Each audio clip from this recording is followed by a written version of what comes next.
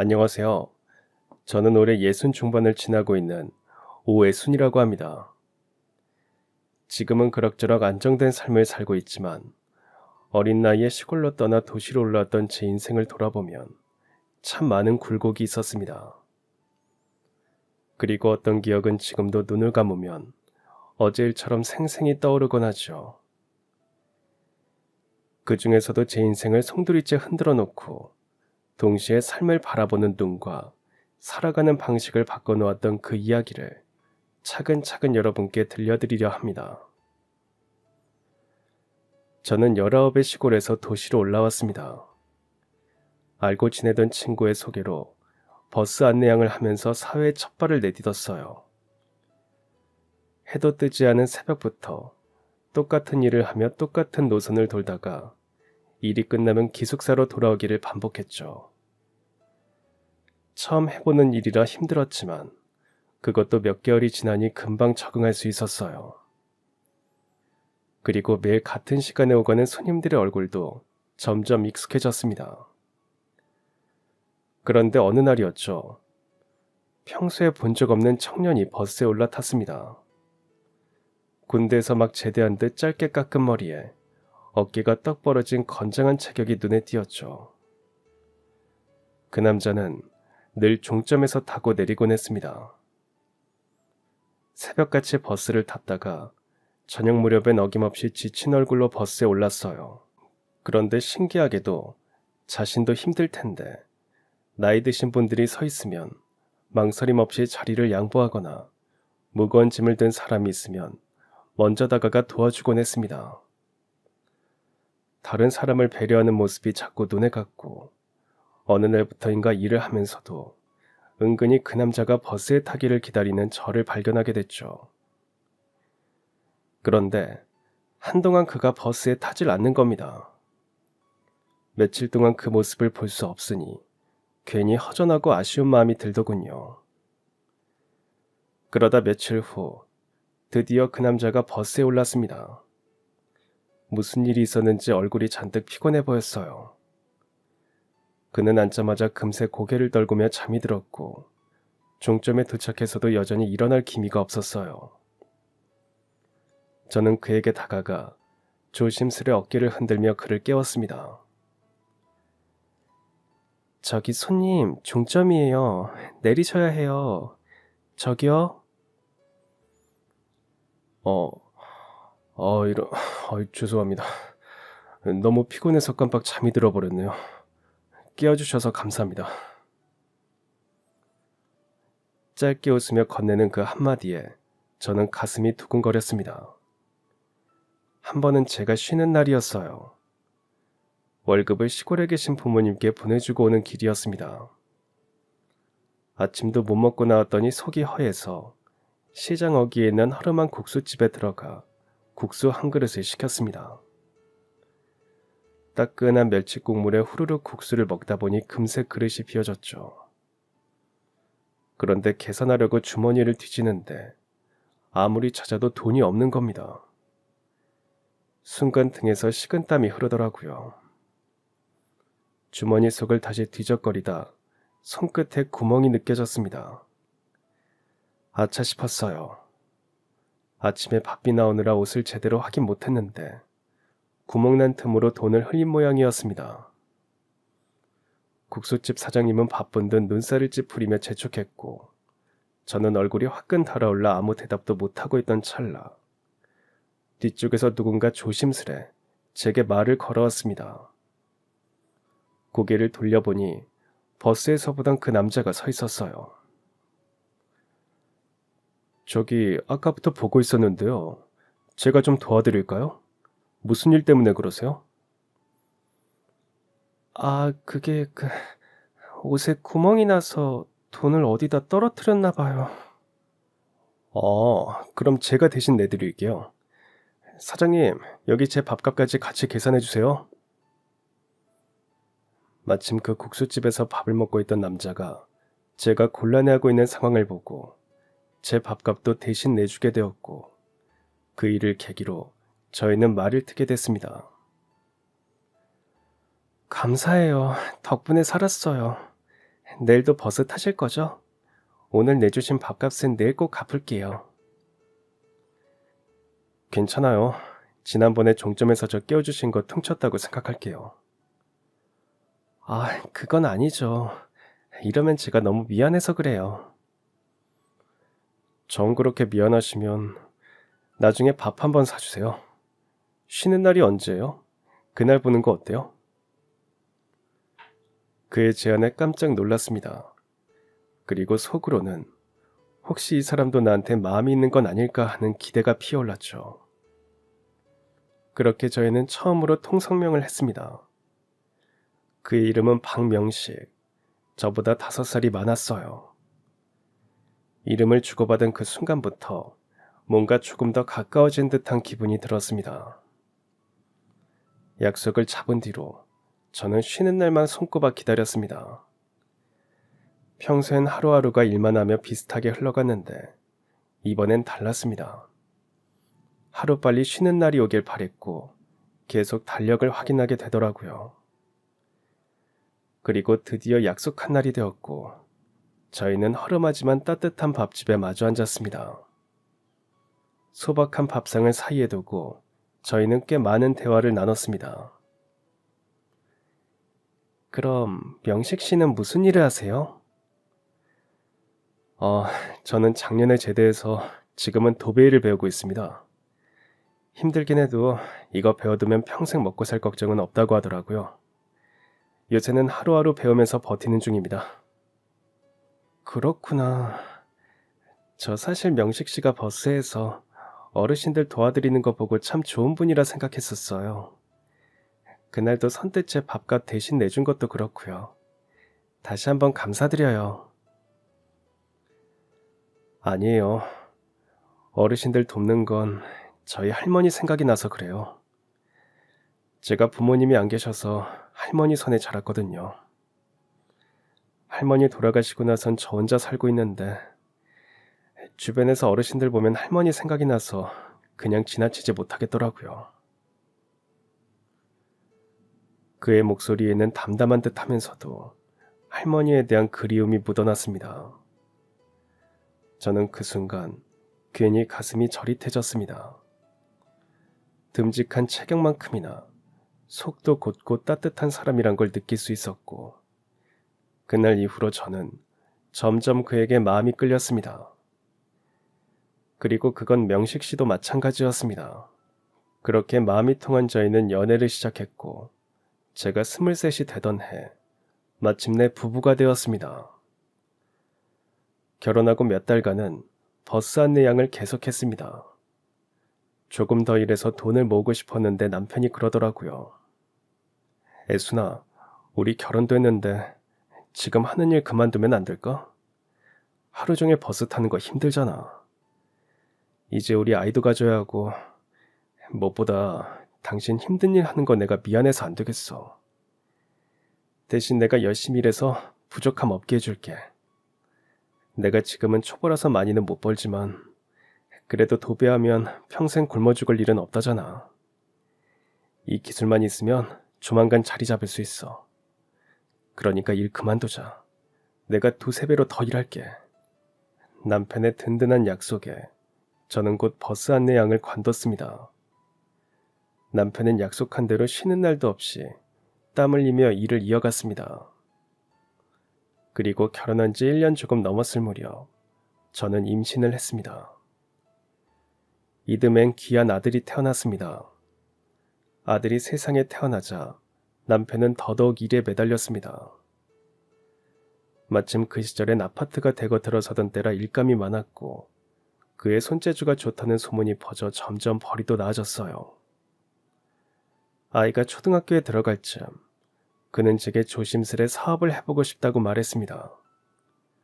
기술도 있고 인맥도 쌓였으니 도배와 장판을 전문으로 하는 작은 인테리어 업체를 차려보고 싶다 했죠. 저로서는 걱정도 됐지만 그의 의지를 꺾고 싶지 않아 결국 응원했습니다. 다행히도 사업은 초반부터 잘 풀렸어요. 일도 많고 수입도 안정되자 저희 가정 형편은 한결 넉넉해졌습니다. 그러던 어느 해 저는 늦둥이를 임신했습니다. 무려 10살이나 차이 나는 딸이었는데 아들은 동생이 생긴 게 좋다며 늘 동생 곁에서 웃음을 주었습니다. 남편의 사업도 순조롭고 자식들도 예쁘게 커주니 제겐 더 바랄 게 없는 듯 했습니다.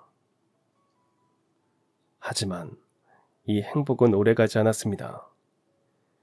나라 전체를 뒤흔든 IMF 외환위기가 찾아오자 남편의 사업도 벼랑 끝에 내몰리기 시작했습니다. 공사 계약이 줄줄이 끊기고 거래처에서도 대금을 제대로 주지 못했죠. 어떻게든 버텨보려 했지만 역부족이었습니다.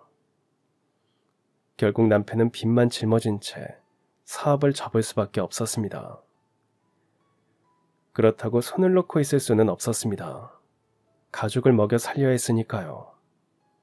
남편은 다시 도배 기술자로 돌아가 일을 구했지만 모두가 힘들던 시절이라 일감은 많지 않았습니다. 어쩔 수 없이 지방이며 시골이며 어디든 불러주기만 하면 가야 했습니다.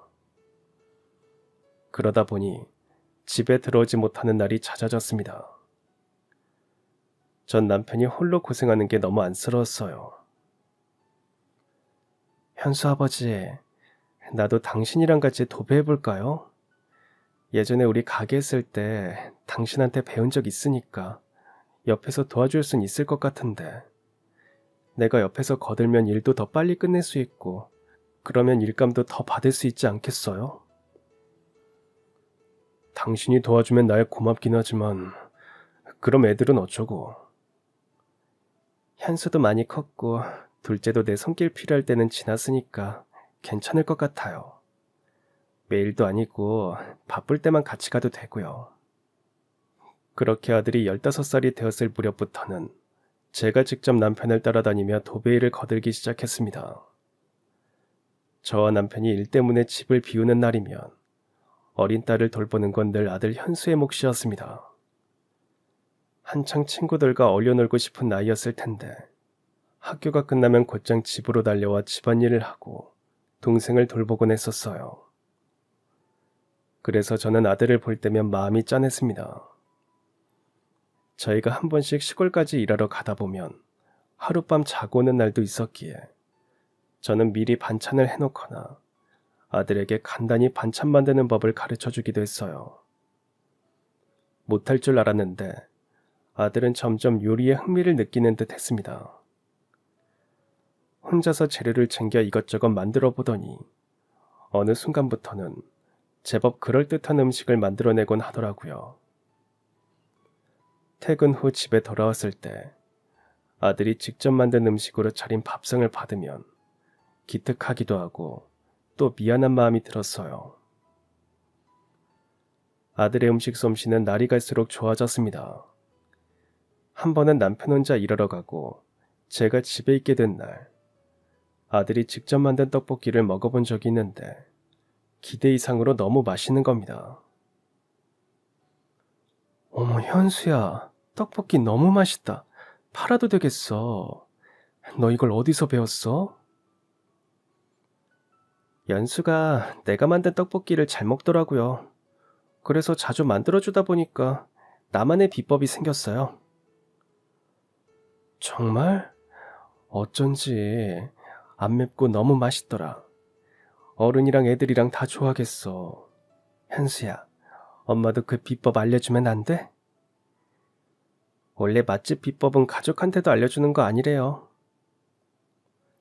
장난스레 말하는 아들의 얼굴을 보면서 제가 남편을 돕는 동안 부쩍 커버린 아들에게 미안함과 고마움, 그리고 뿌듯함을 동시에 느꼈습니다. 어느덧 아들은 고등학생이 되었습니다. 현수야, 왜 대학을 안 가겠다는 거야? 가정 형편 때문에 그래? 그건 엄마랑 아빠가 어떻게든 알아서 해볼 테니까 걱정하지 마. 솔직히 돈도 그렇지만 무엇보다 제가 그렇게 공부를 잘하는 것도 아니잖아요. 차라리 졸업하고 바로 돈을 버는 게 더 나을지도 몰라요. 저도 오랜 시간 생각해 본 거예요. 저 졸업하면 바로 군대 갈 거예요. 그러고 나서 취업할 거고요. 저도 나름대로 계획 세운 거니까 저 믿어주시면 좋겠어요. 남편과 저는 현수를 대학까지 보내고 싶어서 몇 번 더 설득했지만 결국엔 아들의 뜻을 따르기로 했습니다. 현수는 고등학교 졸업 후 입대를 했고 제대를 하고 나선 바로 일자리를 구했습니다. 기숙사가 있는 공장에 들어가서 돈을 벌었고 월급을 받으면 거의 전부를 제게 보내곤 했죠. 그런데 막상 아들이 힘들게 번 돈을 함부로 쓸 수가 없더라고요. 그래서 나중에 아들이 정말 어렵거나 필요할 때 주려고 차곡차곡 모아두기만 했습니다. 그로부터 2년이 흘렀고 저희 가족에게는 큰 고비가 찾아왔어요. 건강이 눈에 띄게 나빠진 남편이 병원을 찾았는데 검사 결과가 믿기 어려웠습니다. 남편은 간암이었습니다. 그나마 다행인 건 초기 일찍 발견한 덕에 수술을 하면 완치할 수 있는 확률이 높다는 거였습니다. 하지만 암에 걸렸으니 더 이상 도배일도 할 수 없었고 저 역시 남편 곁에서 간병을 해야 했죠. 아직 어린 딸까지 있었기에 앞으로 어떻게 살아야 할지 막막했지만 그럴 때마다 큰 힘이 되어준 건 다름 아닌 아들이었습니다. 지금 아버지 상황이 어떤 거예요? 자세히 말씀해 주세요. 간암 초기라서 절제 수술 받고 치료 꾸준히 받으면 괜찮아질 수 있다고 하더구나. 근데 병원비가 걱정이야. 한두 푼 들어가는 것도 아니니. 제가 보내드린 돈 있잖아요. 그거 안 쓰시고 저축해 두신 거 다 알아요. 그거 아버지 수술비에 다 쓰세요. 부족하면 제가 더 벌어서 보탤게요. 아들의 말에 저는 눈물이 왈칵 쏟아졌습니다. 제대로 해준 것도 없는데 늘 자신을 희생하며 부모를 걱정하는 아들에게 그저 미안하고 고마울 뿐이었죠. 남편은 얼마 지나지 않아 간 절제술을 받았습니다. 수술은 잘 됐지만 이후에도 몇 년간은 꾸준히 병원을 오가며 치료를 받고 검사를 해야 했어요. 간암은 재발 위험이 높은 병이라 완치 판정을 받기까지 최소 5년은 지켜봐야 한다고 하더라고요. 그 긴 시간 동안 저와 아들은 남편 곁에서 정성을 다해 간호했습니다. 그 덕분인지 남편은 완치 판정을 받을 수 있었지만 그러면서 가정 형편은 더욱 어려워졌어요. 남편이 아플 때도 저의 가장 큰 위로이자 버팀목은 언제나 아들이었습니다. 현수는 20대 후반이 되면서는 요리하는 걸 배우고 싶어 했어요.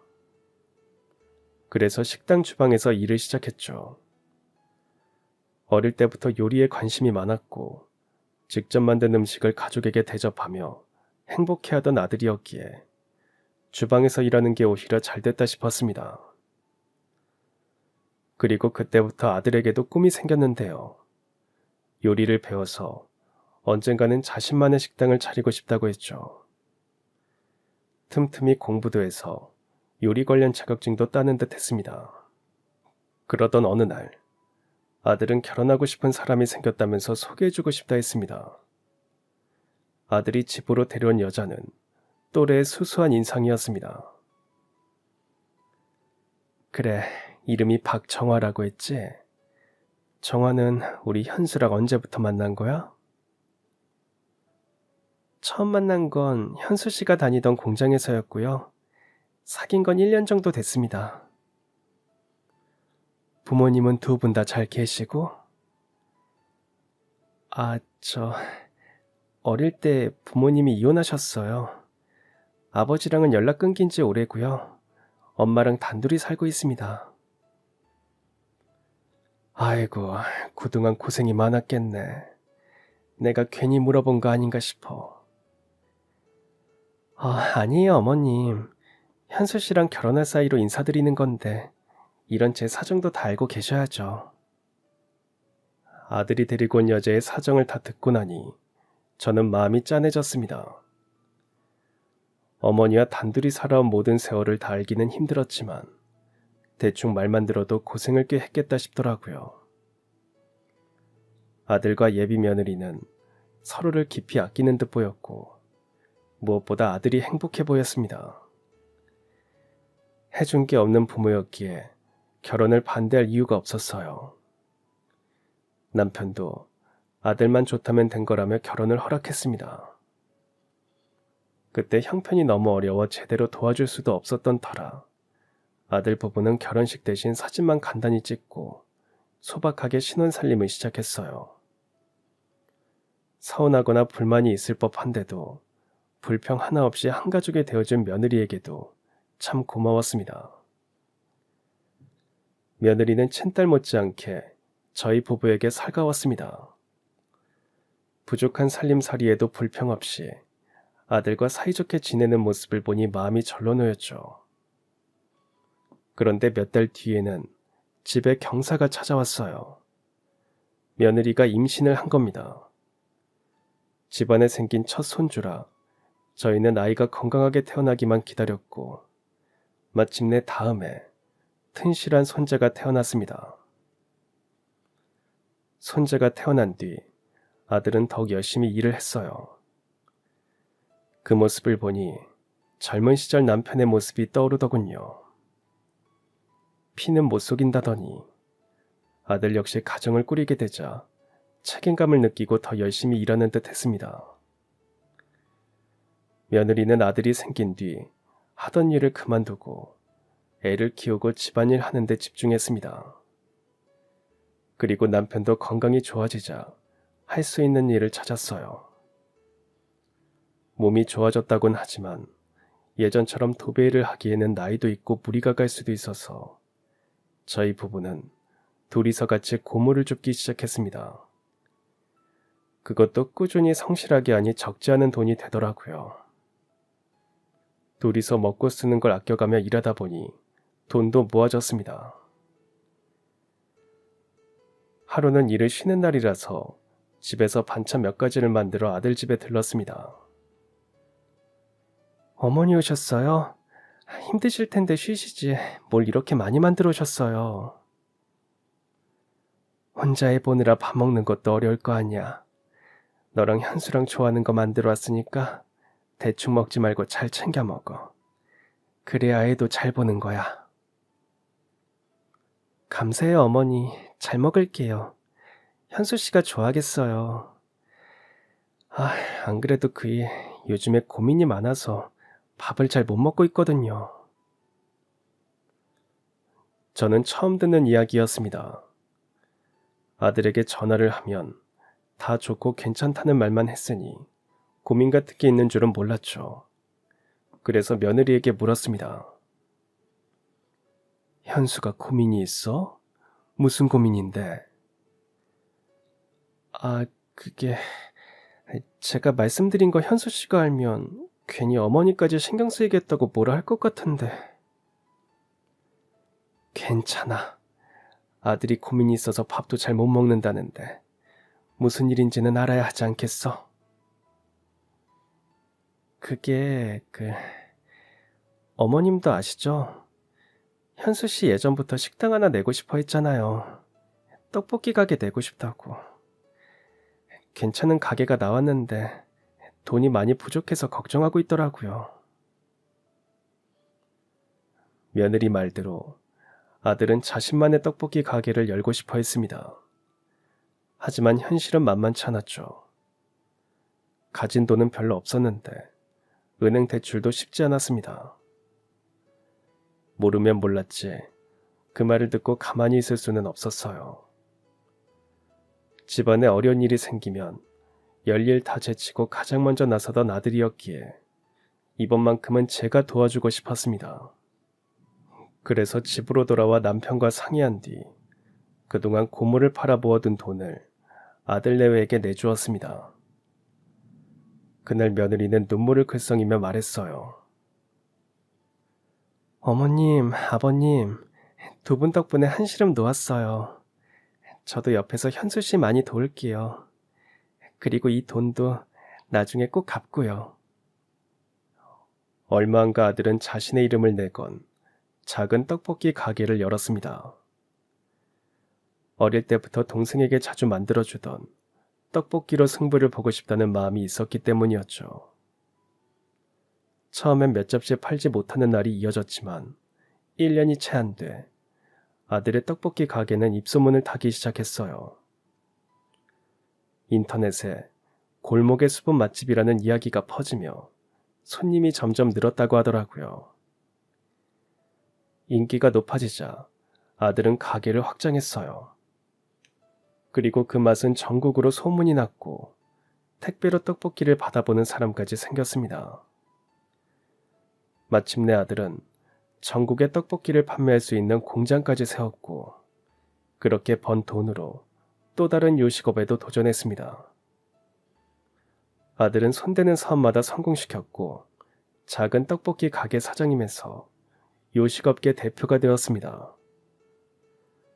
저와 남편은 아들의 성장을 보며 놀라움과 함께 뿌듯함을 느꼈어요. 아들은 성공한 뒤 가장 먼저 저에게 도시 근처에 있는 작은 집을 사주겠다고 했습니다. 엄마, 아버지랑 근교로 내려가서 살아보시는 건 어때요? 여기보다 공기도 훨씬 좋으니까 아버지 건강에도 좋을 거예요. 집은 제가 다 준비해드릴게요.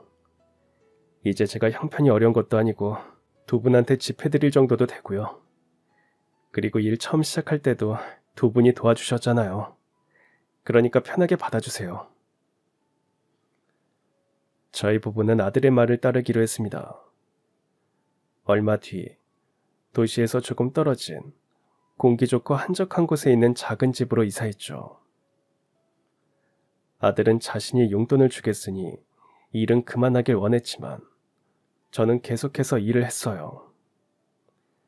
특히 남편은 소일거리로 고무를 줍거나 밭일을 하면서 아들에게 짐이 되지 않으려 노력했습니다.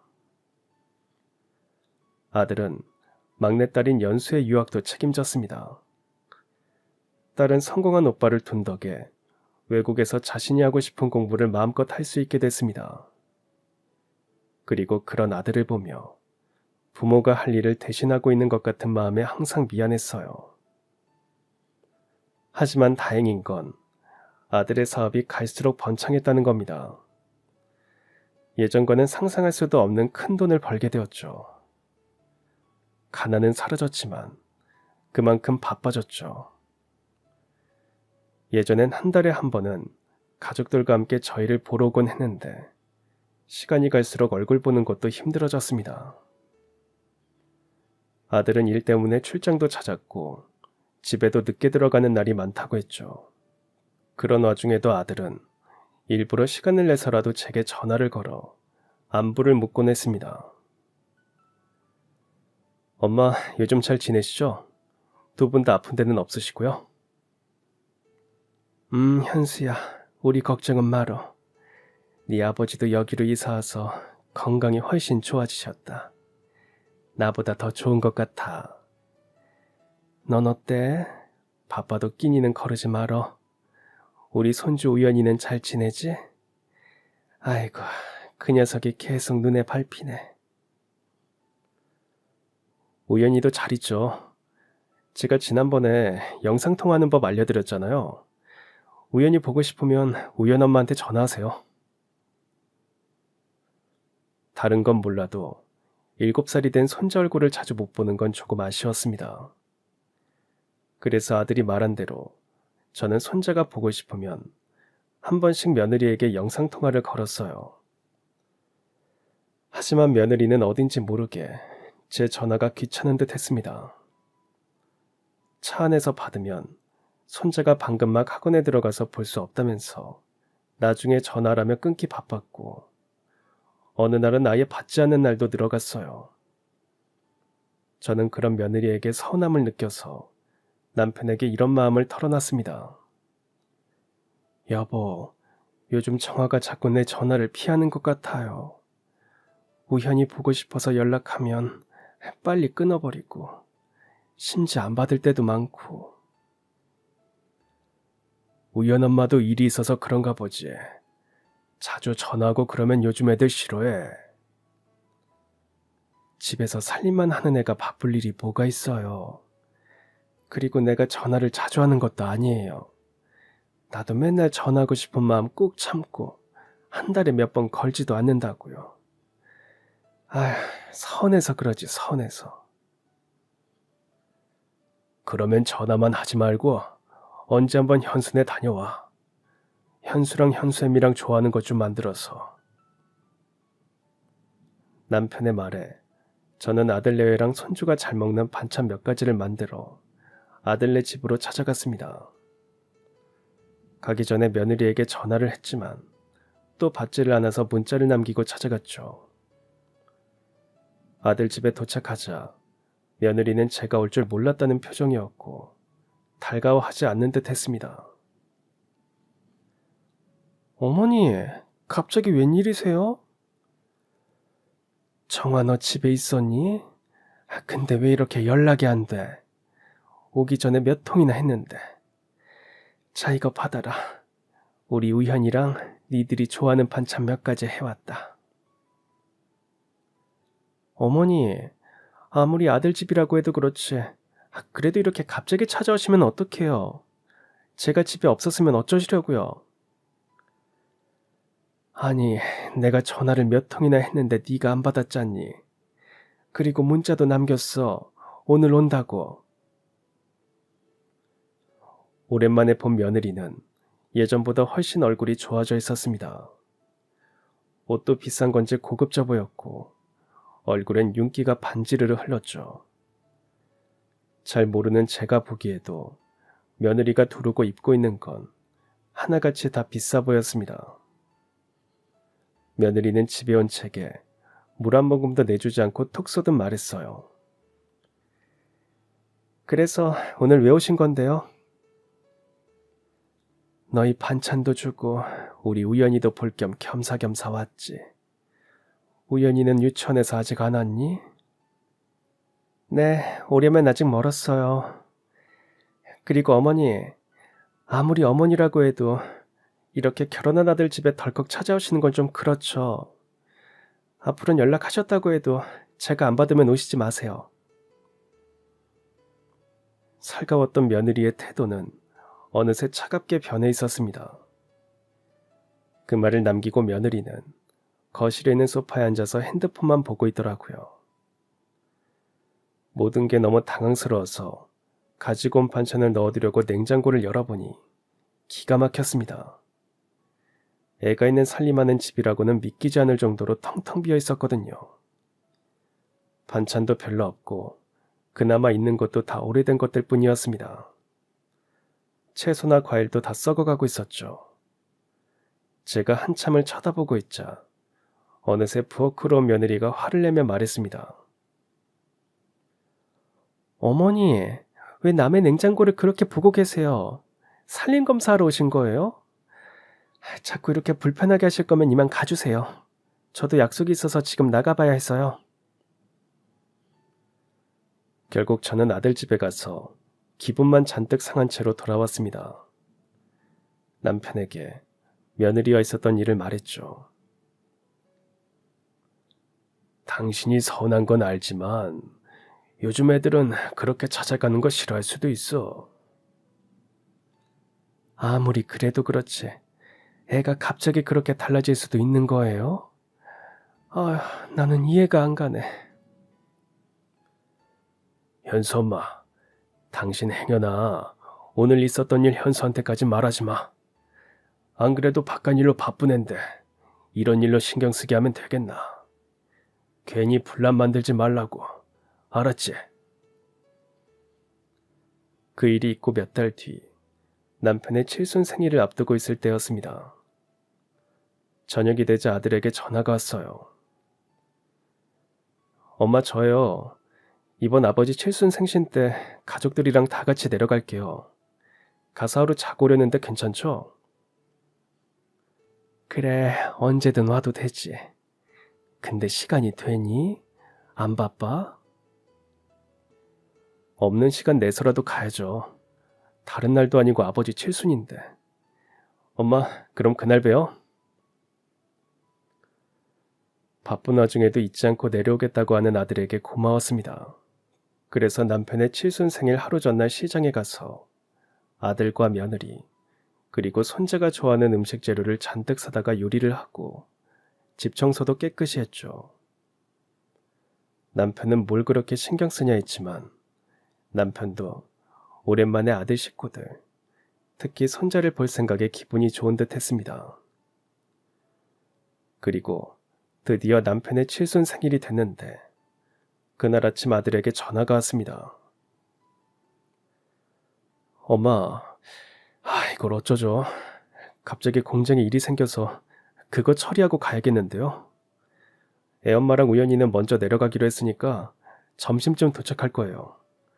저도 일만 처리하고 바로 내려갈게요. 그리고 점심이 되었습니다. 남편이 잠깐 밭일을 하고 있을 때쯤 차 들어오는 소리가 나서 나가보니 며느리와 손자가 탄 자동차가 마당으로 들어오고 있었어요. 주차를 하자마자 차에서 손자가 뛰어내렸고 남편은 반가운 마음에 밭에서 일하다 한 걸음에 달려와 손자를 껴안았습니다. 그런데 그걸 본 며느리가 큰 소리로 외쳤어요. 아버님, 지금 뭐 하시는 거예요? 흙 묻은 더러운 손으로 애를 만지시면 어떡해요? 아무리 반가워도 그렇지. 손부터 씻으셔야죠. 이게 뭐야. 새로 산 옷인데 벌써 흙 다 묻었잖아요. 얼마짜리 옷인데. 며느리는 그렇게 말하면서 저희 남편의 손을 탁 내려치더니 손자를 낚아채 갔습니다. 저는 그 모습을 보고 어이가 없었죠. 어떻게 시아버지한테 저런 말과 행동을 할 수 있는지 참을 수가 없었고 한 소리 하려는 찰나 손자가 며느리를 빤히 올려다보며 내뱉은 말에 쎄함을 느꼈습니다. 엄마 왜 그래? 우리 집에 오는 아저씨 나 안아줄 때 손도 안 씻고 안아주잖아. 반가우면 그렇게 해도 되는 거 아니야? 할아버지도 나 반가워서 그러는 건데 왜 그렇게 화를 내? 뭐? 얘가 무슨 소리를 하는 거야? 의연이가 요즘 만화를 많이 보더니 헛소리를 하는 거예요. 앞으로 자주 보여주면 안 되겠네. 여기서 이러고 있지 말고 얼른 들어갈까요? 손자의 말에 며느리는 허둥지둥 대더니 집 안으로 들어갔습니다. 그 모습에 저는 뭔가 좋지 않은 느낌이 들었습니다. 아들이 성공하자 예전과 달라진 며느리의 태도도 그렇고 손자의 말도 계속 마음 한구석을 찜찜하게 했습니다. 그래서 나중에 며느리가 잠시 자리를 비운 틈을 타서 손자에게 물어봤습니다. 우연아, 아까 집에 왔을 때 엄마한테 한 말이 무슨 소리야? 엄마랑 일하는 아저씨가 있는데 엄청 친해. 뭐? 그런 아저씨가 있어? 얼마나 친한데? 아빠도 알아? 손자가 더 말하려는 순간 며느리가 나타나 손자를 데리고 가는 바람에 더 자세한 이야기는 듣지 못하고 대화는 끊겨버렸습니다. 다음날 아침 일찍 아들이 내려왔어요. 저는 아들이 도착하자마자 조용한 곳으로 데리고 가서 물었습니다. 현수야, 너 요즘 우연애미랑 어떠냐? 잘 지내고 있어? 둘이 문제 있거나 그런 건 아니지? 네. 딱히 문제가 있는 건 아닌데. 근데 갑자기 왜 그런 걸 물어보시는 거예요? 애엄마가 뭐 잘못이라도 했어요? 다른 날도 아니고 남편 칠순 생일날인데 괜히 안 좋은 일을 크게 만들기는 싫어서 일단은 그냥 넘겼습니다. 말을 해도 생일이 지나면 말하자 싶었죠. 며느리와 함께 남편의 생일상을 차리고 식구들이 모여 밥을 먹었습니다. 남편은 손자를 옆에 끼고 우연이가 좋아하는 반찬을 직접 밥 위에 올려주고 있었어요. 그런데 며느리는 계속 그쪽을 쳐다보며 불만스러운 표정을 하고 있었죠. 아이고, 우리 우연이 생선 좋아하지? 할아버지가 가시도 다 발랐으니까 밥이랑 같이 먹어봐라. 아버님, 그렇게 손으로 반찬 덥석덥석 집어주시면 어떡해요. 아, 지저분하게. 며느리 입에서 그 말이 나온 순간 식탁 위에는 갑작스러운 정적이 생겼고 이내 아들이 탁 하고 숟가락을 내려놓더니 한 소리 했습니다. 당신 지금 우리 아버지한테 뭐라고 했어? 뭐? 지저분해? 내가 틀린 말 한 건 아니잖아. 아버님이 어제도 흙 묻은 손으로 우연히 안으셔서 옷이 얼마나 더러진 줄 알아? 그게 얼마짜리 옷인데. 뭐? 당신 어제도 그랬던 거야? 옷이야 깨끗하게 빨면 되고 손주가 예뻐서 반찬 주시는 거고 우리도 다 그렇게 먹고 자랐어도 건강하게만 자랐어. 근데 어떻게 지저분하다는 말을 할 수가 있어? 당신 나랑 잠시 얘기 좀 해. 아들은 며느리와 함께 잠시 자리를 비웠습니다. 둘은 밖으로 나간 뒤 한참 후에야 돌아왔죠. 그리고는 저와 남편에게 사과를 했습니다. 죄송해요. 아무리 화가 나도 아버지 생일이고 제가 좀 참았어야 했는데 두 분 앞에서 안 좋은 모습만 보인 것 같네요. 그래도 제가 따끔하게 말했으니까 앞으로 그런 일은 없을 거예요. 요즘 애엄마가 왜 저러나 모르겠어요. 짜증도 들고. 아까 들어보니까 어제도 우연 엄마가 아버지한테 실수한 것 같던데 정확히 무슨 일이 있었던 거예요? 아들의 말에 저는 며느리가 집에 오자마자 한 행동을 말해야겠다는 생각이 들었습니다. 모든 사실을 이야기하자 아들은 한숨을 내쉬며 말했어요. 엄마, 아무래도 안 되겠어요. 제가 그동안 바빠서 신경을 못 썼는데 우연이가 한 말이 아무래도 이상하긴 해요. 이대로 있으면 안 될 것 같아요. 엄마가 저 좀 도와주세요. 제가 올라가면 흥신소 좀 알아볼게요. 제가 바빠서 그 사람들이랑 연락 자주 못할 수도 있으니까 나머지는 엄마가 알아봐 주세요. 아들이 집으로 돌아가고 난 다음 날 흥신소 연락처 하나를 알려줬습니다. 그리고 저는 아들이 회사 일로 바쁠 때 며느리가 어떻게 보내고 있는지 흥신소를 통해 알아보기로 했습니다. 일주일이 채 지나지 않아 흥신소에서 연락이 왔고 아들과 함께 그 사무실을 찾아갔습니다. 저희 둘은 그들이 보여준 사진을 확인하고 큰 충격을 받았어요. 결과적으로 며느리는 바람을 피우고 있는 게 맞았습니다. 저기요, 이게 지금 다 사실인 거죠? 그러니까 우리 며느리랑 이 남자가 지금 바람을 피우고 있다고요? 네, 맞습니다.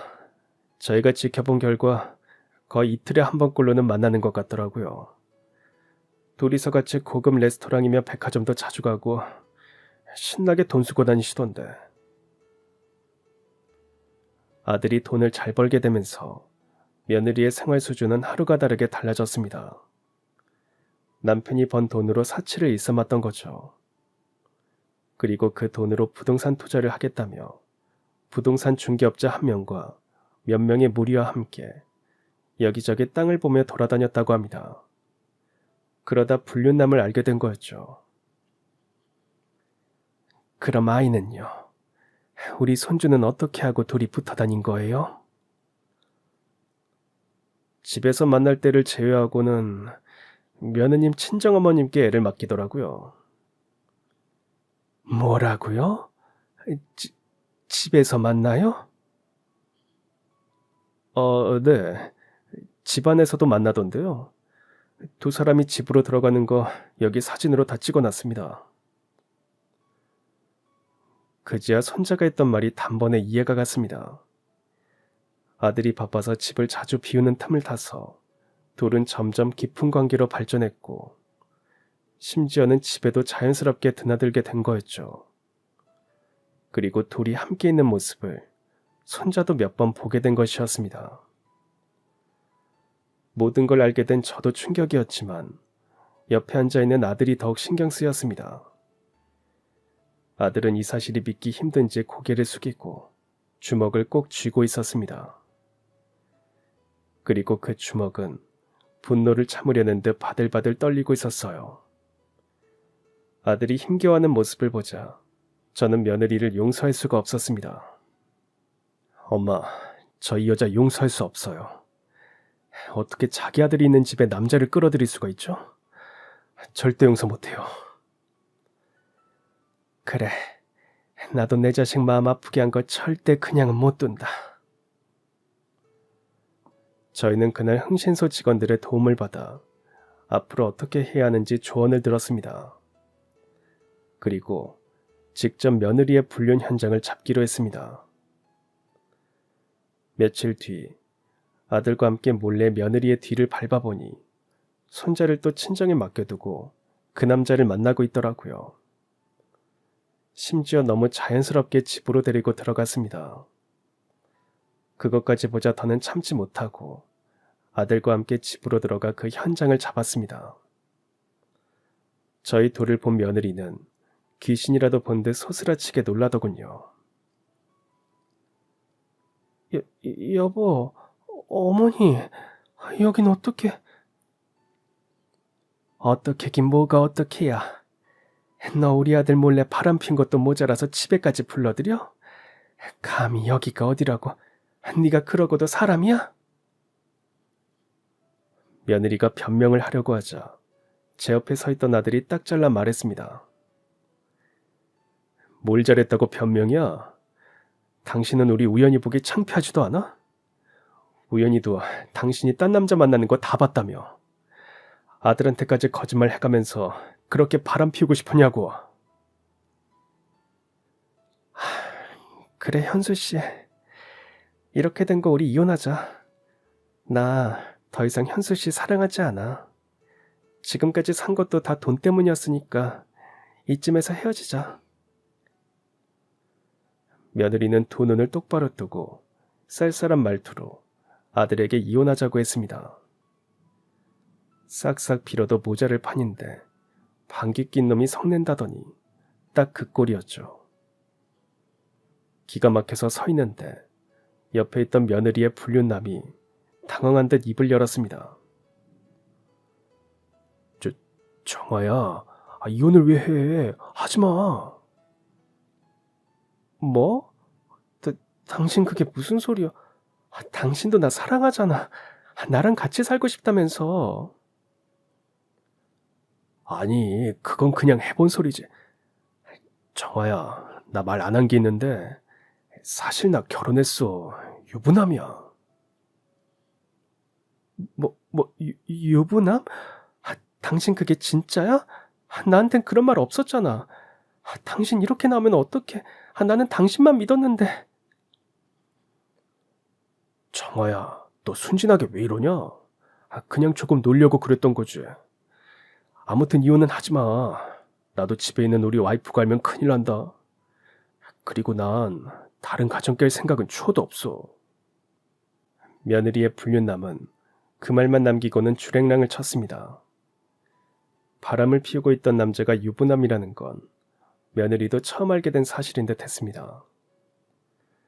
이혼하면 그 사람과 살 생각까지 한 모양인데 모든 게 부질없는 일이었던 거죠. 저는 망연자실에 있는 며느리에게 호통을 쳤습니다.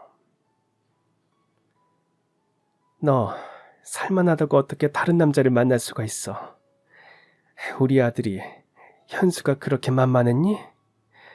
너한테 못해준 게 뭐가 있어? 네 남편은 밖에서 가족 먹여 살린다고 뼈가 부서져라 일하는데 너는 아주 살판났나 보다?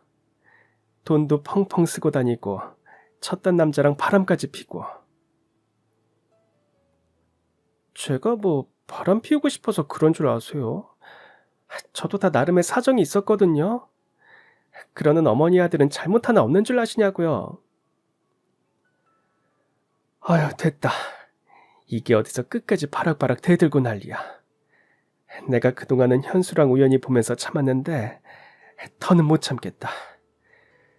현수야, 너 당장 이 인간이랑 헤어져. 집에 딴 남자 부르는 것까지 다 본 마당에 더 봐주고 들어볼 필요도 없어. 며느리는 처음에는 태연한 척했지만 결국 얼굴이 굳어졌습니다. 그러더니 아주 뻔뻔하게 나왔죠. 알겠어요. 그럼 이혼하죠. 다 끝날 테니까 재산 분할은 해야겠네요. 뭐? 재산 분할? 당신 입에서 지금 그 말이 어떻게 나오지? 바람까지 피워놓고 재산 분할? 웃기고 있네. 그럴 권리 없어. 당신한테 내가 번 피 같은 돈 한 푼도 못 주니까 어디 갈 때까지 가보자. 결국 아들은 이혼을 택했고 소송이 시작됐습니다. 아들은 며느리의 불륜 증거를 법정에 제출했고 재판 과정에서 며느리가 가져갈 수 있는 재산은 거의 없다는 것이 명확해졌어요. 이혼 소송은 아들의 승리로 끝이 났습니다. 이혼하고 손자를 돌봐줄 사람이 필요했기에 당분간 제가 아들의 집에서 함께 살기로 했습니다. 이혼 초반엔 아들도 혼란스러워하는 듯 했지만 이내 조금씩 마음을 다잡아갔어요. 그리고 얼마 후 같이 저녁을 먹던 도중 아들이 입을 열었습니다. 엄마, 오늘 좀 들은 이야기가 있어서요. 우연 엄마 말인데요. 지금 아주 엉망이래요. 이혼하고 한 번 더 그 불륜남에게 매달렸대요. 그런데 그 집 아내가 다 알아버려서 위자료까지 물어주게 생겼답니다. 그 남자도 발 빼버리고 완전히 버림받은 거예요. 그래서 얼마 있지도 않은 돈까지 다 위자료로 날렸다고 하네요. 게다가 친정어머니가 우연 엄마 이름으로 여기저기 돈을 빌렸던 모양이에요. 그런데 갚을 길이 없어져서 빚쟁이한테 쫓겨다닌다더군요. 살 집도 없고 가진 것도 없고 완전히 빈털터리래요. 아유, 그래. 듣던 중 반가운 소리다. 다른 사람 마음 짓밟고 잘 살 수는 없는 거야. 현수야, 이제 우리 다시는 그 여자 이름도 꺼내지 말자. 우리 가족끼리 잘 살면 되는 거야. 다 끝난 일이잖니. 그 얘기를 들으니 가슴속에서 묵은 체중이 쑥 내려가는 것 같았고 그날 밤 저는 모처럼 편안하게 잠들 수 있었습니다. 몇 달 뒤 아들의 제안으로 저와 남편은 집을 정리해 아들의 집으로 들어가 손자를 돌보고 살림을 해주며 살게 됐습니다. 손자를 볼 때면 사랑스러웠지만 아들을 보면 가슴이 아팠습니다. 아들이 겉으로는 괜찮은 척하지만 그래도 한때는 사랑했고 믿었던 아내에게 배신을 당했으니 그 상처가 쉽게 지워지진 않을 것 같았죠. 아들은 가족이 어려움에 부딪힐 때마다 늘 앞장서서 버팀목이 되어줬습니다. 그런데 이젠 제가 그 아들을 곁에서 지켜주고 싶어요. 그러다 보면 아들에게도 언젠가 또 한 번의 좋은 인연이 찾아오겠죠. 그날까지는 제가 손자를 보듬고 아들의 곁은 든든히 지켜주며 살아갈 겁니다. 그럼 지금까지 사연 들어주셔서 감사합니다. 사연이 재밌으셨다면 구독과 좋아요 부탁드려요. 감사합니다. 안녕히 계세요.